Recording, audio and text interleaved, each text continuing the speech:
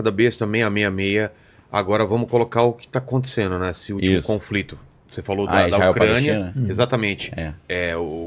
A guerra da Ucrânia e agora mais recente. Tive lá em. Não sei se vocês souberam. Na minha opinião, a guerra da Ucrânia acabou com a ordem mundial anterior. Eu vou explicar bem rápido por quê. A ordem mundial vigente até então, e a gente aprende isso com o Ray Dalio, lá aquele grande hedge fund, né? No livro.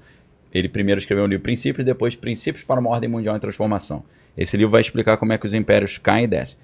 O que acontece ali? A ordem mundial comandada pelos Estados Unidos os Estados Unidos é o xerife do planeta Terra, eles têm o destino manifesto, acredito que foram chamados por Deus para controlar, conduzir a humanidade, e eles controlam o mundo com poder bélico incontestável, por isso que eles chamam de um mundo unipolar, onde os Estados Unidos é o grande poderoso, e aí o dólar é o mercado... Culturalmente também, Hollywood, o dólar é a reserva de valor global e todo mundo comercializa com todo mundo. A ordem mundial que começa depois da Segunda Guerra Mundial e é confirmada com o acordo de Bretton Woods, quando o dólar continua sendo a reserva de valor, ela é quebrada no momento que os Estados Unidos chegam para a Rússia e falam o seguinte: você está expulso do SWIFT, você não participa mais do comércio internacional.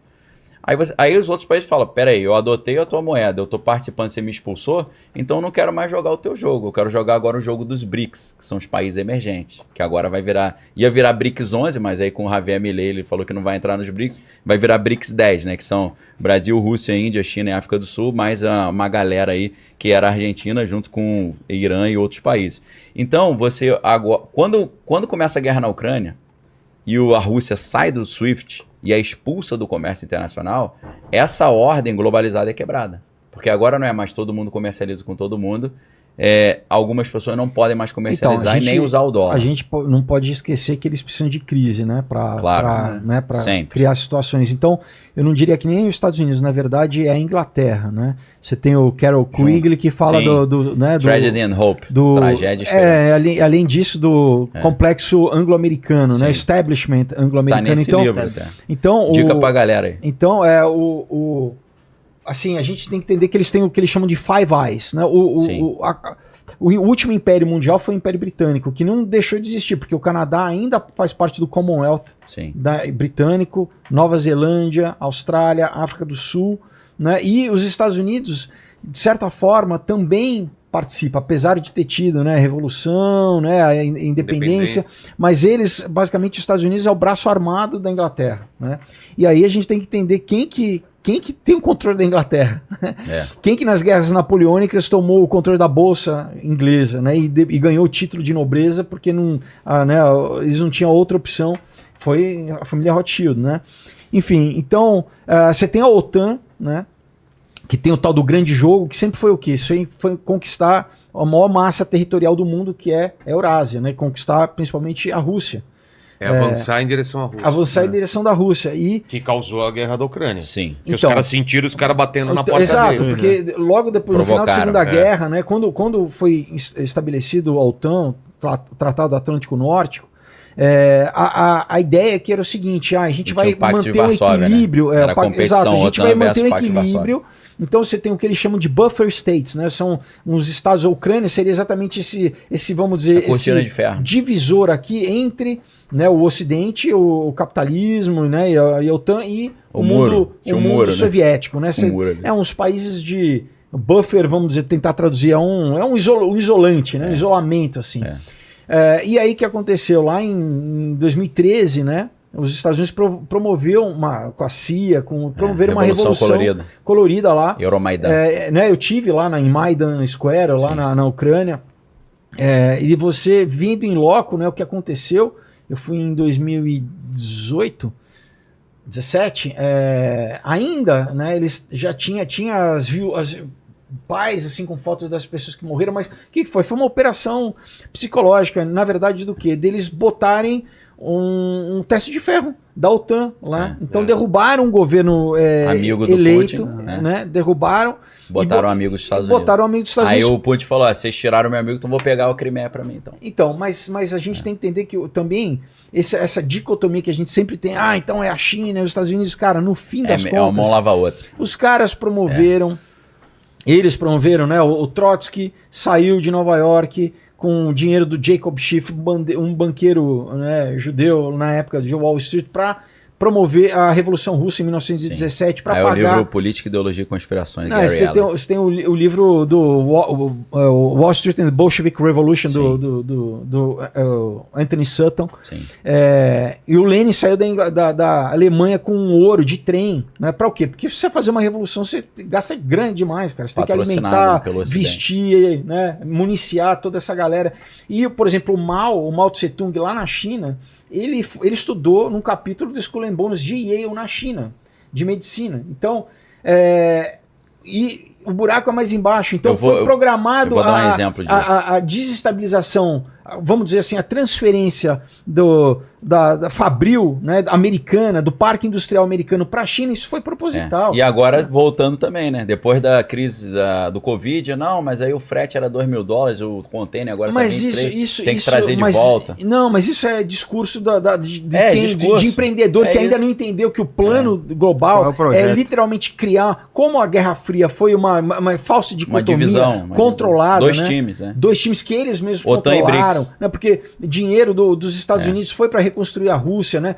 A tecnologia nuclear foi para criar exatamente a polaridade na Guerra Fria. Porque, de novo, né? A gente entende, então, por que teve a Primeira Guerra? Acabar com monarquia, estabelecer república. Depois, Segunda Guerra, de república passar para blocos, né? Blocos territoriais, vamos dizer assim, Nazca, né? União Europeia. E depois, numa Terceira Guerra, não adianta se você vai ter o BRICS, se você vai ter...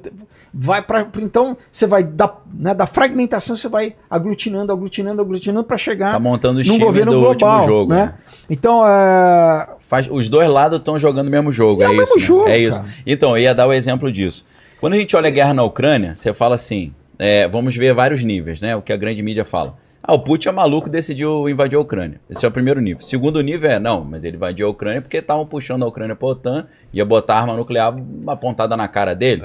Se Putin botasse arma no México para os Estados Unidos, ele ia gostar também. Em 92, esse é o segundo nível. Teve a primeira classe dos jovens líderes do Fórum Econômico Mundial. Quem participou? Leaders. O Putin participou, Angela Merkel, Macron, Justin Trudeau. Javier Milei. Tá? Então, assim, o Putin é amigo do Harry Kissinger. Sim.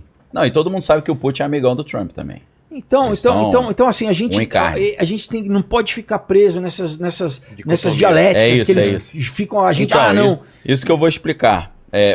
Primeiro nível da guerra na Ucrânia. Não, Putin é maluco e invadiu. Segundo, não, ele invadiu porque os caras iam botar a Ucrânia na OTAN. O terceiro, não, a questão não é essa. O Putin ia concluir o gasoduto Nord Stream 2 e já controlava 60% do gás natural da Europa e ia controlar 80%. Então os americanos fizeram essa confusão, explodiram depois de setembro de 2022, acabaram com esse negócio do controle energético, é mais um nível. Só que quando chega lá em cima, você fala, cara... Essa guerra na Ucrânia foi ótima para o Putin também. Por quê? O Putin, muitos anos antes, ele já estava criando a internet soberana. O que é isso? Ele estava criando uma internet desvinculada da internet global na Rússia. Para quê? Para manipular a opinião pública lá dentro? Lógico, mas também para se blindar de uma ofensiva cibernética dos Estados Unidos contra ele. Se cair a internet no mundo, a dele continua, porque ele não está ligado no sistema global. Então ele já está se separando dessa internet. Ele queria também se separar do sistema financeiro, o SWIFT, o comércio. Por quê? Para se blindar das sanções comerciais. Porque se ele não usa mais o dólar, ele está desvinculado, a sanção não pega nele mais. Então ele já queria fazer isso. Porém, como ele ia chegar para a população russa e falar, agora estamos desligados do dólar e do SWIFT? O cara fala, não, cara, tá maluco. É igual aquele cara que quer ser demitido da empresa, ele começa a fazer um monte de maluquice. Isso aí, o Paquito. Quer ver um outro exemplo dessa dicotomia forçada? Eles ajudaram o Putin, pô. O Irã. Tiraram o Putin do SWIFT. Ele obrigado, valeu, agora eu tô blindado. A China vem com ele. A China ofereceu o sistema de pagamento internacional deles para ele, porque ele tem um sistema de pagamento nacional que é o MIR. Agora, internacional ele não tinha. Mas antes dele invadir a Ucrânia no dia 23 de fevereiro de 2022, ele conversou com o Xi Jinping lá na Olimpíada de Inverno, lá em Pequim. Então eles conversaram, falaram aí, se os caras me desligarem, tu me segura? Claro que eu seguro, pode desligar. Então beleza. Eles vão me desligar, não sou eu que vou sair, a população vai falar, não, eles que tiraram. E outra coisa, a gente tem que entender que eles trabalham uma mão lava a outra. E eles trabalham com compartimentalização, no sentido do quê? Fragmenta o conhecimento. Às vezes o cara tá cumprindo a coisa achando que ele tá cumprindo pelo país dele. E ele mal sabe que eles estão usando o cara simplesmente como uma pecinha bucha de canhão, no pensamento. Então, um exemplo de Irã. Né? Mas o Irã é malvado, então, que a gente vai combater. Mas então por que os Estados Unidos, desde o Obama, mandam bilhões de dinheiro? Agora mandou 6 bilhões para poder resgatar. Aí você fala, mas como que então é amigo ou é inimigo? Sim. Porque eles precisam. Você tem uma luta de boxe se você não tiver dois? Não. Você precisa de ter o oponente. Você precisa do oponente.